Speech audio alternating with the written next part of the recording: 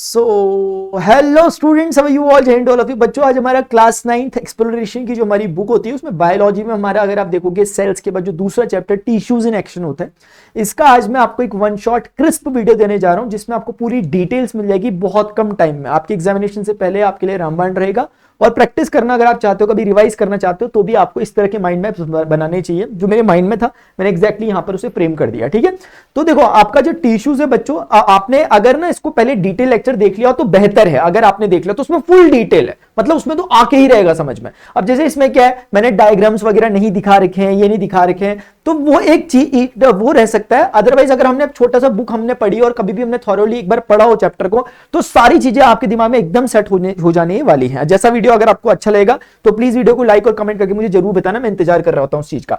देखो टिश्यूज क्या होते हैं, टिश्यूज सेल का कलेक्शन होता है। जैसे हमने कहा कि एक ईंट से दीवार बनती है, दीवार से फिर एक रूम बनता है, रूम से फिर एक कमरा बिल्डिंग बनती है, रूम से एक बिल्डिंग बनती है। सिमिलरली वैसे हमारी ह्यूमन बॉडी में सबसे छोटी जो फंडामेंटल स्ट्रक्चरल जो फंक्शनल यूनिट है उसका नाम क्या है, सेल। तो सेल जैसे कि ईंट है, अब सेल मिलकर के क्या बनाता है, सेल सेल मिलकर के एक टिश्यू फॉर्म करते हैं। जैसे ईंटें ईंटें मिलकर के एक दीवार बनाती है, तो टिश्यूज कुछ भी नहीं है, सेल का कलेक्शन है। बहुत सारे सेल मिलकर के आपस में कंबाइन होते हैं तो टिश्यू फॉर्म करते हैं और ये टिश्यू किसी स्पेसिफिक फंक्शन को करवा रहा होता है। फॉर एग्जाम्पल इंसानों में जैसे हम लोग मूवमेंट अगर कर पा रहे हैं तो हमारे मसल टिश्यूज उसके लिए काम कर रहे हैं। पेड़ पौधों की अगर हम बात करें, उनमें खाना पानी का अगर हम देखें कि पत्तियों में खाना बनता है, फिर वो सारी जगह डिस्ट्रीब्यूट होता होगा, उसको डिस्ट्रीब्यूट करने के लिए एक टिश्यू, एक स्पेशल टिश्यू, इसका नाम फ्लोएम होता है, वो काम करता है, भी हम पढ़ेंगे। इसी प्रकार से पेड़ पौधों में जो पानी का रूट्स से पानी को ऊपर पहुंचाता है सारी जगह, सारी पत्तियों तक, सारी जगहों तक, तो वो पहुंचाने का काम एक स्पेशल टाइप का टिश्यू करता है, उसको हम जाइलम कहते हैं। तो इस प्रकार के हमारे सिस्टम में हमारा कंट्रोल एंड कोऑर्डिनेशन का जो काम होता है, मैंने गरम गरम चीज को छुआ, एकदम से हाथ पीछे कर लिया, मैंने, मेरे माइंड ने मुझे एकदम सिग्नल दिया, वो एक स्पेशल टाइप का टिश्यू काम कर रहा होता है, नर्वस टिश्यू उसको कह रहे होते हैं। ऐसे करके आपकी बोन्स है, जो हमारी हड्डियां है ना, वो भी इवन टिश्यूज है। ब्लड जो होता है वो भी एक टिश्यू है। तो टिश्यू का मतलब जरूरी नहीं है वो हार्ड ही होगा, वो ब्लड की तरह फ्लूइड भी हो सकता है। ठीक है, तो आप बच्चों हम आगे पढ़ रहे हैं, ये इसका बेसिक इंट्रोडक्शन था। आपको टिश्यूज को सिर्फ दो हिस्सों में पढ़ना है, एक प्लांट टिश्यूज, दूसरा उसके बाद हमारे पास आएगा दूसरा एनिमल टिश्यूज। दैट्स इट, खत्म हो गया। अब एक एक करके प्लानिंग से पढ़ना है। पूरा रोड मैप आपके लिए मैंने तैयार कर रखा है, पूरा माइंड मैप तैयार कर रखा है। प्लांट टिश्यू के दो टाइप हैं, एक मेरिस्टेमेटिक, एक परमानेंट टिश्यू। दैट्स इट, पूरा कुछ मत देखो। तो मेरिस्टेमेटिक टिश्यू क्या होते हैं, ये एक तरह के ग्रोथ करवाने वाले टिश्यूज होते हैं। आपने देखा होगा कि पौधे जो होते हैं, अगर आपने एक बीज था, वो बीज बढ़ते बढ़ते बढ़ते बढ़ते पौधा पौधा बढ़ते बढ़ते ऊंचा, कितना ऊंचा, 200-300 फीट के पेड़ हो जाते हैं। तो वो जो उनकी लंबाई बढ़ रही है, लंबाई बढ़ाने के लिए उनके लिए जो रिस्पॉन्सिबल फैक्टर होता है उसको कहते हैं मेरिस्टेमेटिक टिश्यू, मतलब जो ग्रोथ करवाता है। अब मेरिस्टेमेटिक टिश्यू की पोजीशंस अलग अलग होती है और वो अलग अलग तरह की ग्रोथ करवाता है, इसीलिए उसके कुछ डिवीजन किए जाते हैं। एक होता है एपिकल मेरिस्टेम।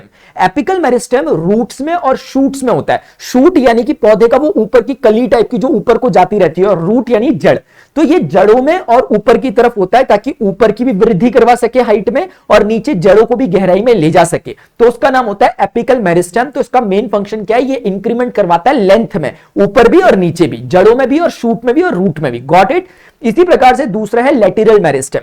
लेटरल मेरिस्टेम का मेन काम होता है, जैसे कुछ ऐसे पेड़ पौधे आपने देखे होंगे आमतौर पे, जैसे आम का पेड़ है। अभी आम का पेड़ अगर आप देखोगे, उसके जो स्टैम्स होते हैं वो समय के साथ वो भी मोटे होते रहते हैं। तो पेड़ों की जो टहनियां होती हैं, जो स्टैम्स होता है वो मोटा होता है, तना जो होता है वो किस कारण होता होगा, तो उसके लिए जो रिस्पॉन्सिबल फैक्टर है उसका नाम है लेटरल मेरिस्टेम। तो ये एक प्रकार का मेरिस्टेमेटिक टिश्यू है, लेकिन ये क्या करता है, गर्थ इंक्रीमेंट करवाता है। गर्थ का मतलब होता है ऐसी मोटाई जो पेड़ की होती है, जो शाखाएं मोटी हो रही है, वो मोटी कैसे हो रही है, लंबाई में जा रहा है पेड़, वो तो ठीक है एपिकल, लेकिन मोटा हो रहा है जो पेड़, उसका तना, लेटरल मेरिस्टेम। तो आपको समझ में आ गया, इंक्रीमेंट इन गर्थ करवाता है। इसी प्रकार से आपने देखा होगा कभी जानवर आते हैं, वो घास चर के चले जाते हैं, ग्रेजिंग कर जाते हैं, फिर अगले दिन घास दोबारा आ जाती है। कभी हम फल फूल तोड़ते हैं लेकिन फिर दोबारा फल फूल आते हैं। तो वो रीग्रोथ वाली, रीजनरेशन वाली टेंडेंसी जो आती है, उसका रीजन है इंटरकालरी मेरिस्टेम। इंटरकालरी मेरिस्टेम जो होता है ये नोड्स में पाए जाते हैं। नोड्स क्या होते हैं, जब भी आपके पास एक स्टेम है, स्टेम में से टहनी निकल रही है, एक पत्ता निकल रहा है, जिस जगह से स्टेम में पत्ता निकल रहा है वो जगह उसका नोड कहलाती है। Got it. तो ये नोड में इनकी लोकेशन होती है। बेसिकली इनकी लोकेशन क्या होती है, लेटरल की, ये साइड में लगे होते हैं, साइड साइड में लगे होते हैं लेटरल वाले। लेटरल का मतलब साइड ही होता है, और ये वालों की पोजीशन क्या होती है, रूट में और शूट में होती है। तो तीनों इंक्रीमेंट करवा रहे हैं, ये लेंथ इंक्रीमेंट करवा रहा है लेंथ में, ये गर्थ में, और ये बच्चों रीग्रोथ और जनरेशन के लिए काम कर रहा है दोबारा। ठीक है, अब देखो क्या होता है, जो ये मेरिस्टेमेटिक टिश्यू होते हैं, कि खास बात बच्चों ये होती है कि मेरिस्टेमेटिक टिश्यूज बेसिकली क्योंकि ग्रोथ टिश्यूज हैं, तो इसके जो सेल्स होते हैं उनमें सेल डिवीजन की टेंडेंसी बड़ी हाई होती है। यानी क्योंकि ये टिश्यू क्या है, सेल का कलेक्शन है, तो इसके सेल अपने आप को जल्दी से डिवाइड करते हैं। हम जानते हैं हर सेल अपने आप को डिवाइड करता है, लेकिन इसके सेल में वो टेंडेंसी काफी हाई होती है, यानी सेल डिवीजन तेजी से होता है ताकि फटाफट से ग्रोथ हो सके। आप मेरी बात समझ रहे हो? इसके कारण ये इसके जो सेल्स होते हैं उनकी जो सेल वॉल होती है वो काफी थिन होती है ताकि सेल डिवीजन करना आसान हो। इनका साइटोप्लाज्म जो इनके जिन सेलों से मिलकर बना है उन सेल्स का साइटोप्लाज्म डेंस होता है ताकि मेटाबॉलिक एक्टिविटीज अच्छे से हो सके, एफिशिएंट तरीके से हो सके। वैक्यूल ऑलमोस्ट उसमें नहीं होता है ताकि बाकी की ऑर्गेनेलीज वहां पर अपना काम अच्छे से कर सके। तो ये कुछ कुछ चीजें होती हैं बच्चों जो मेरिस्टेमेटिक टिश्यू फॉर्म करवाती है उन सेल से। तो उन सेल की ये स्पेशलिटी होती थी कि वो ये काम करते ताकि कुल मिलाकर के इजीली वो क्या करवा सके, सेल डिवीजन करवा सके।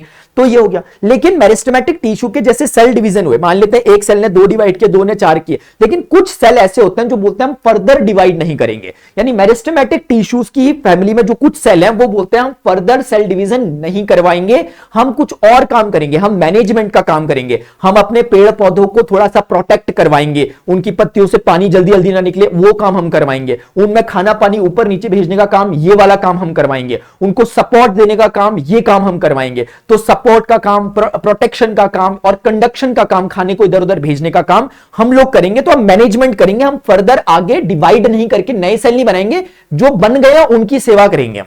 तो ऐसे लोगों को कहते हैं बच्चों परमानेंट टिश्यूज, यानी ऐसे सेलों का ग्रुप जो फर्दर सेल डिवीजन नहीं करवाता वो परमानेंट टिश्यू कहलाता है। एक्चुअली परमानेंट टिश्यू कहां से निकला है, मेरिस्टेमेटिक टिश्यूज के ही वो वाले सेल जो फर्दर अनेबल हो गए, अब सेल डिवीजन नहीं करवाएंगे, ये मैनेजमेंट काम करेंगे। तो इसके 2 टाइप होते हैं, सिंपल और complex, on the basis of the composition of the cells. क्योंकि टिश्यू बना है सेल से, तो इसमें ये वाले सिंपल परमानेंट उनको कहते हैं जो केवल एक ही प्रकार के सेल से बने होते हैं। यानी अगर 100 सेल से बना हुआ एक टिश्यू है आपका, तो उसमें 100 के 100 टाइप ए के सेल है, यानी एक ही टाइप के।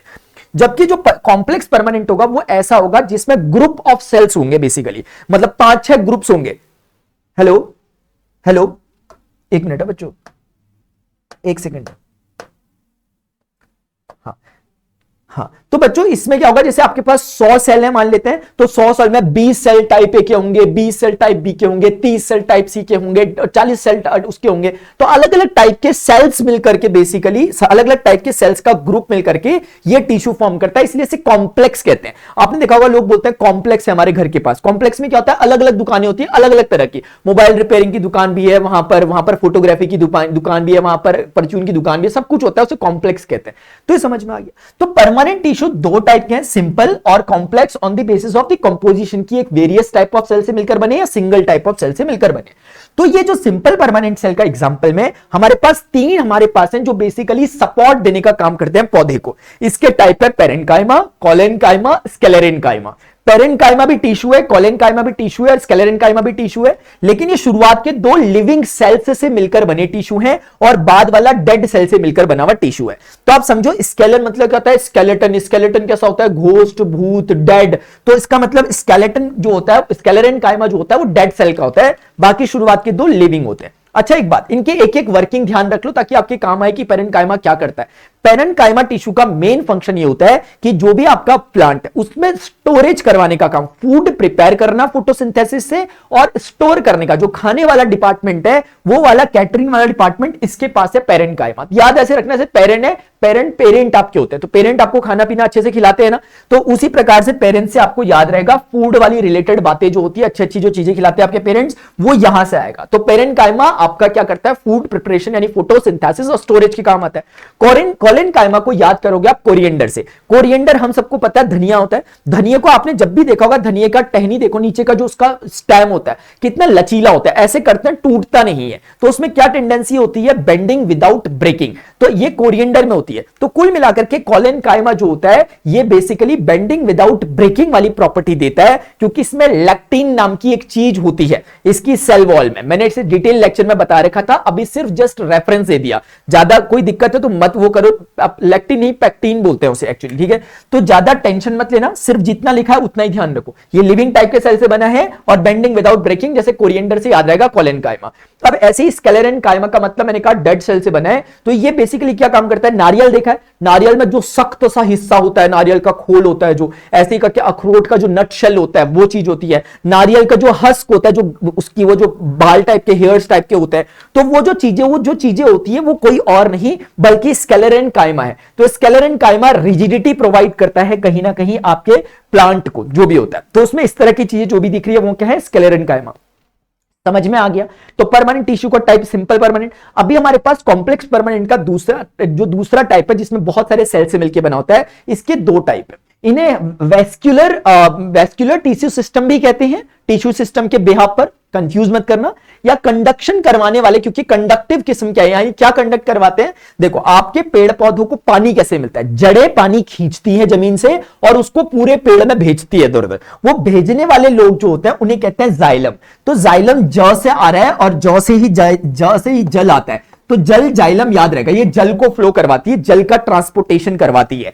फ्लोएम फ से आ रहा है ऐसे सुनने के लिए, तो फ से फल और फ से खाना होता है, मतलब फल मतलब भोजन है ना, तो कुल मिला के फूड को, फल से फूड, तो फूड का ट्रांसपोर्टेशन करवाता है फ्लोएम। तो जाइलम और फ्लोएम क्या करवाता है, समझ में आ गया। पर कॉम्प्लेक्स परमानेंट टिश्यू का एग्जांपल है, ये भी समझ में आ गया। तो अब ये क्योंकि कॉम्प्लेक्स परमानेंट टिश्यू का एग्जांपल है, तो ये इतने प्रकार के अलग अलग प्रकार के टिश्यूज टाइप से मिलकर बना हुआ है। तो जाइलम के 4 टाइप हैं बेसिकली, जो कंपोजिशन है जिनसे मिलकर जाइलम बन रहा है पूरा, यानी अलग अलग टाइप के टिश्यूज बैठे हुए हैं, उन सबके ग्रुप को हमने कहा ये जाइलम है। तो वो कौन कौन लोग हैं, एक है ट्रैकीड्स, एक है आपका वेसल्स, और तीसरा है जाइलम फाइबर्स, और चौथा है जाइलम पेरेन्काइमा। तो ये जो शुरुआत के दो हैं ट्रैकीड्स और वेसल, ये दोनों पाइप ट्यूब की तरह होता है, जैसे पानी की ट्यूब होती है, पानी का पाइप होता है, ठीक एग्जैक्टली। तो इनके थ्रू ही पानी ऊपर नीचे जाता है, बस वेसल्स में वाटर का फ्लो कंपैरेटिवली ज्यादा होता है। इसको मैं ऐसे करके दिखा देता हूं, कंपैरेटिवली ज्यादा होता है। जो जाइलम फाइबर्स होता है ये बेसिकली जाइलम नाम के टिश्यू को कुल मिलाकर सपोर्ट देने का काम करते हैं, स्ट्रेंथ देने का काम करते हैं।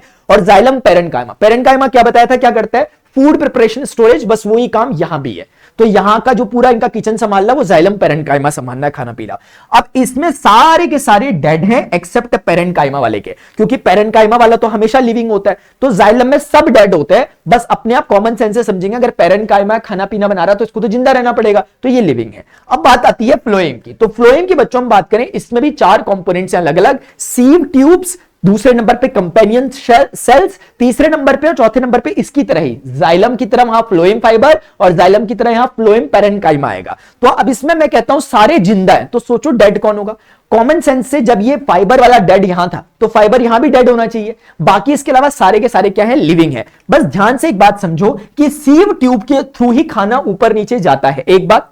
लेकिन ये सीव ट्यूब के पास कंट्रोलर खुद का नहीं होता, क्योंकि सीव ट्यूब भी काइंड ऑफ सेल से मिलकर ही बनी है, लेकिन इसके पास न्यूक्लियस नहीं होता। फिर भी इसको डेड नहीं कहते हैं, क्योंकि इसको जो रेगुलेट करने का काम करता है इसके बगल में जुड़ी हुई कंपेनियन सेल करती है। आप प्लीज फिगर देखोगे आपको क्लियर होंगी सारी बातें, मैंने जानबूझकर फिगर नहीं कर रखा, थोड़ी क्यूरियोसिटी आपकी भी चाहिए। तो कंपेनियन सेल का जो न्यूक्लियस होता है वो सीव ट्यूब को बेसिकली रेगुलेट करता है कि क्या इसमें लोड होगा और क्या अनलोड होगा, तो ये इसीलिए कंपेनियन कहलाता है। फिर से फाइबर वही काम करता है यहां भी स्ट्रेंथ देने का, और पेरेन्काइमा वही काम करता है फूड वगैरह प्रिपेयर करने का। I hope this is clear to everyone, और एक एक चीज आपको सारी की सारी यहां पे मैंने समझा दी है।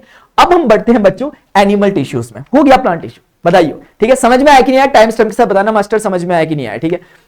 पूरा डिटेल लेक्चर ऑलरेडी 2 घंटे का बनाया मैंने, उसको समेट रहा हूं इस पे, लेकिन छोड़ कुछ नहीं रहा और सिस्टमैटिकली जा रहा हूं, सिर्फ ऐसे बोल के नहीं चल दे रहा कट कट कट करके, कुछ समझा रहा हूं। एनिमल टिश्यूज में सिर्फ 4 लोगों को याद रखोगे, एक एपिथेलियल टिश्यू आप याद रखोगे, दूसरा कनेक्टिव टिश्यू, तीसरा मसल टिश्यू और चौथा नर्वस टिश्यू आप याद रखोगे। अभी देखो एपिथेलियल टिश्यू बच्चों क्या करता है, एपिथेलियल टिश्यू बेसिकली बॉडी की कवरिंग और लाइनिंग का काम करता है। जैसे मेरी बॉडी आपकी बॉडी है, इसमें बाहर से स्किन की जो कवरिंग हो रखी है, एक स्किन की कवरिंग हो रखी है, ये जो बाहर से कवर हो रखा है इसको कवरिंग कहते हैं, और अंदर से जो ये चीज है उसको लाइनिंग कहते हैं। अपनी बात, जैसे हमारा ये हिस्सा यहां से कवर्ड है एक तरह से स्किन से, अंदर से भी ये किसी पर्टिकुलर चीज से कवर है, ऑर्गन ऐसे खुलेआम नहीं पड़े हुए। यानी अगर मैं ऐसे ही कह रहा हूं कि अगर हम इसके अंदर अगर एंटर करेंगे, अगर मुंह के अंदर देखते हैं, तो क्या ऐसे तो नहीं ना कि ऐसे कुछ भी दिखाई दे रहा, वेन्स जा रही है, उनको भी ढका गया, तो वो क्या कहलाता है, लाइनिंग। अगर अंदर से कवरिंग होती है उसे लाइनिंग कहते हैं, और बाहर से जो लाइनिंग होती है उसे कवरिंग कहते हैं, है ना। जैसे एक बॉटल है, वाटर बॉटल का जो बाहर का प्लास्टिक है वो कवरिंग है, वाटर बॉटल के अंदर का हिस्सा जो जिसको पानी टच कर रहा है वो क्या है, लाइनिंग वाला पार्ट है। तो कवरिंग और लाइनिंग करता है। उसके अलावा ये एब्जॉर्प्शन और सिक्रेशन में भी काम आता है, क्योंकि एपिथेलियल टिश्यू का मेन फंक्शन आप ऐसे समझो, जैसे हम कुछ खाना खाते हैं, हमारा जो फूड रहता है वो जाता है कार्बोहाइड्रेट वगैरह अमीनो एसिड की फॉर्म में, ब्रेक होता है। जब वो ब्रेक होता है बच्चों, तो वो ब्रेक होने के बाद हमारी इंटेस्टाइन वगैरह से जा रहा होता है, जो स्मॉल इंटेस्टाइन होती है, स्मॉल इंटेस्टाइन में ये एपिथेलियल टिश्यूज लगे होते हैं बाउंड्री में। ये उन जो कार्बोहाइड्रेट छोटे छोटे टूटे हैं उन्हें क्या कर लेता है, अब्सॉर्ब कर लेता है और वहां से ब्लड वेन्स वगैरह में फेंक देता है, और वो वहां से होते हुए फिर आपके सेल तक जाता है, और सेल के अंदर फिर एनर्जी जनरेशन होता है। तो आप जानते हो कि सेल में जो एनर्जी बनती है कैसे मिलती है, कार्बोहाइड्रेट वगैरह टूटता है एटीपी में, तो कार्बोहाइड्रेट को बेसिकली उस जगह पर कौन भेजता है, उसका राइट ट्रांसपोर्टेशन ये एपिथेलियल टिश्यू कराता है, क्योंकि उस पाइप में से खाने को खींच लेता है कार्बोहाइड्रेट्स को। ये बात समझ। एब्जॉर्प्शन, सिक्रेशन, आपने कभी सोचा नहीं कि हमारा जो पेट होता है, हम बोलते हैं स्टमक में हमारा एसिड होता है, हाइड्रोक्लोरिक एसिड नाम होता है, वो खाने के डाइजेशन के काम आता है, लेकिन क्या वो हमारी वॉल को खराब नहीं करता स्टमक की? तो हमारी वॉल में बेसिकली क्या होता है, यही वाला जो एपिथेलियल टिश्यू होता है ये सिक्रेशन करता है, बेसिकली ये सिक्रेट करता है एक तरह का फ्लूइड, एक तरह का म्यूकस जो हमारी उस वॉल पे लग जाता है, ताकि वो एसिड उसे हार्म ना कर सके।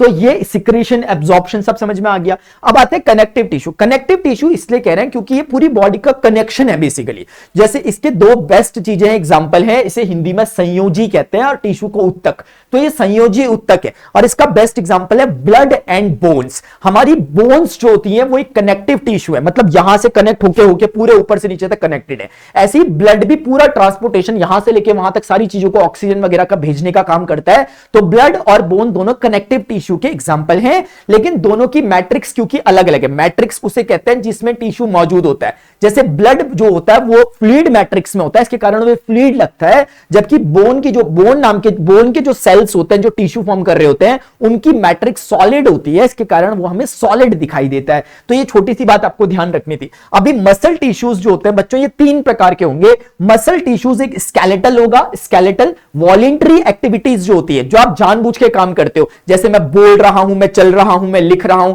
ये सारे काम जो हम कर रहे हैं इन एक्टिविटीज को करवाने के लिए बेसिकली आपका वॉलेंटरी काम करवाने के लिए स्केलेटल टिश्यूज काम में आते हैं। और स्केलेटल टिश्यूज जिन सेल से मिलकर बने होते हैं, क्योंकि सेल से मिलकर टिश्यूज बने होते हैं, उन्हें स्पेशल नाम मसल फाइबर्स कहते हैं। अभी इसलिए बिल्डिंग ब्लॉक सेंस लिख रखा है। तो इनका स्ट्रक्चर कैसा होता है, ट्यूब लाइक स्ट्रक्चर होता है, सिलेंड्रिकल टाइप का, जैसे पाइपलाइंस होती हैं, और अनब्रांच्ड होता है, सीधी लॉन्ग पाइप्स होते हैं बेसिकली, ऐसे समझो आप। और ये स्ट्रिएटेड होते हैं, स्ट्रिएटेड मतलब जैसे धारीदारी होते हैं, जैसे आपने चीता वगैरह देखा होगा, उसमें बाघ में ऐसे धारियां लगी होती हैं, ऐसे डार्क और हल्की धारियां, तो ये दिखने में वैसे ही लगता है। तो आपने देखा हो कभी पिक्चर वगैरह में हमें दिखाई दे रहा होता है स्ट्रिएटेड टाइप की जो चीज दिखाई दे रही है, वो बात हो रही है स्केलेटल की। इसी प्रकार से स्मूथ जो होता है वो इनवॉल्यूटरी टिश्यू होता है। इनवॉल्यूटरी टिश्यू का मतलब जैसे कि जहां पर हमारी एक्टिविटीज जो हमारी बिना इच्छा के हो जाती है, अनैच्छिक क्रियाएं, जैसे कि बच्चों हमारे पास हम कह रहे हैं डाइजेशन, तो डाइजेशन के लिए क्या आप कुछ काम करते हो? नहीं, अपने आप हो रहा है, इनवॉल्यूटरी है। तो उसका स्मूथ टिश्यूज इसको परफॉर्म करवा रहे होते हैं, और इनका जो स्ट्रक्चर होता है स्पिंडल लाइक स्ट्रक्चर होता है। स्पिंडल का मतलब होता है ऐसा स्ट्रक्चर जो बीच में मोटा हो और किनारों में कैसा हो, पतला हो। स्पिंडल लाइक स्ट्रक्चर होता है। सिंगल न्यूक्लियस इसमें मौजूद होता है, ऊपर वाले में मल्टीपल न्यूक्लियस मौजूद होते थे, और ये नॉन स्ट्रिएटेड होता है, इसमें धारियां नहीं होती। अब जो तीसरा है ये भी कार्डिक है। कार्डिक यानी कि हार्ट भी हमारी इच्छा के बिना ही धड़कता है, काइंड ऑफ ये भी इनवॉल्यूटरी है, लेकिन इसे अलग से पढ़ा जाता है। इसका नाम होता है कार्डिक टिश्यू, यानी कि हार्ट से रिलेटेड। तो हार्ट जो फॉर्म होता है जिस प्रकार के टिश्यू से, वो भी एग्जैक्टली सिलेंड्रिकली होता है, लॉन्ग होता है, लेकिन ब्रांच्ड होता है। तो हार्ट का कभी आप स्ट्रक्चर देखोगे ऐसे ब्रांच ब्रांच दिखाई देंगी, तो ब्रांच्ड होता है, सिलेंड्रिकल होता है, न्यूक्लियस इसमें भी सिंगल होता है, और इसमें स्ट्रिएटेड होता है, लेकिन फेंट स्ट्रिएटेड होता है। इतना क्लियरली स्ट्रिएशन दिखाई नहीं देता, लेकिन स्ट्रिएटेड ये होता है। तो ये मसल टिश्यूज हमने देख लिया। अब फाइनली नर्वस टिश्यू का मेन काम होता है कंट्रोल एंड कोऑर्डिनेशन का काम, यानी कि कोई भी चीज हमें गतिविधि का पता लगाना, हमारे ब्रेन तक सिग्नल पहुंचाना। तो ब्रेन हमारा मास्टरमाइंड बैठा है, उसने अपनी जगह जगह नर्व्स भेजी हैं। तो वो जो नर्व्स होती हैं वो कुछ और नहीं, नर्वस सिस्टम, नर्वस टिश्यूज के जो सेल्स होते हैं उन्हीं को न्यूरॉन्स कहा जाता है, या नर्व्स भी इन्हें कहते हैं। तो ये नर्व का काम कैसे होता है, ये इंफॉर्मेशन को लेती है, एनालाइज करती है और कुछ आउटपुट देती है। यानी कि जो न्यूरॉन्स होते हैं वो दिखते कैसे हैं, वो ऐसे दिखते हैं। न्यूरॉन्स कौन, जो सेल होते हैं वो नॉर्मल सेल की तरह नहीं है, उनमें ऐसा स्पेशल फीचर होता है, उनमें एक तो सेल की बॉडी होती है नॉर्मल जैसे होती है, उसके बाद ये कुछ ब्रांचेस दिखती हैं, इन्हें डेंड्राइट्स कहते हैं। डेंड्राइट्स वर्ड आया है डेंड्रॉन से, मतलब बेसिकली पेड़ से। तो पेड़ की जैसे शाखाएं होती हैं वैसी इसकी शाखाएं हैं एक तरह से सिग्नल रिसीव करने के लिए, इसे डेंड्राइट्स कहते हैं। ये इनपुट सिग्नल लेती है, जैसे कि अगर मैंने हाथ लगाया किसी गर्म चीज में, तो गर्म चीज में हाथ लगा, उस इनपुट को इसने लिया, ये सेल बॉडी के अंदर वो एनालिसिस उसका होता है इंफॉर्मेशन का, फिर उसके बाद आउटपुट की तुम्हें नेक्स्ट स्टेप क्या करना है, हाथ हटाना है, वो मैसेज जाता है इसके थ्रू। ये जो ब्रांच टाइप की आपको दिख रही है इसे एक्सॉन कहते हैं। और फाइनली यहां से एक्सॉन टर्मिनल के थ्रू आउटपुट बाहर निकलता है कि अल्टीमेटली ये करो, ऐसा करो, हाथ हटाओ, तो वो ये एक्सॉन टर्मिनल से आपको वो मैसेज मिलता है। तो कुल मिलाकर के न्यूरॉन्स जो होते हैं, जो नर्व सेल्स जो होते हैं, उसके ये फीचर आपको समझ में आने चाहिए। डेंड्राइट्स इनपुट आता है,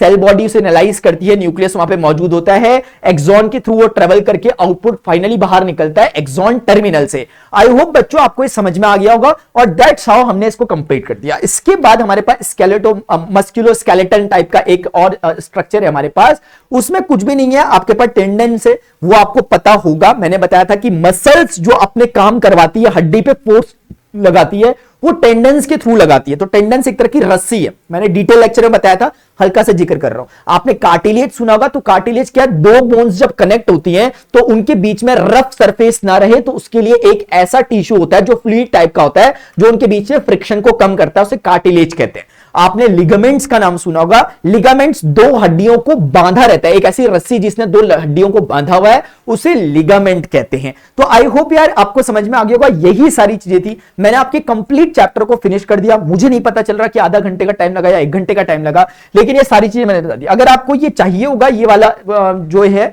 आप टेलीग्राम से ले सकते हो, नीचे डिस्क्रिप्शन में प्रणव पांडे 31 वाला टेलीग्राम जो है उसमें से आप देख सकते हो, वहां पे आपको इसकी इंफॉर्मेशन मिल जाएगी। तो आई होप बच्चों आपको ये सारी बातें समझ में आ चुकी होंगी यार। अभी के लिए इतना ही, मिलते हैं अपने नेक्स्ट सेशन में। अगर आपको ये सेशन इंफॉर्मेटिव और इंपॉर्टेंट और इंटरेस्टिंग लगा तो मुझे कमेंट सेक्शन में जरूर बताओ, और नेक्स्ट चैप्टर आपको कौन सा चाहिए साइंस का, जिसमें इसी तरह का आपको वन शॉट चाहिए तो मुझे जरूर बताइए। अभी के लिए इतना ही, मिलते हैं नेक्स्ट सेशन में। Good bye, see you, take care, bye, love you all.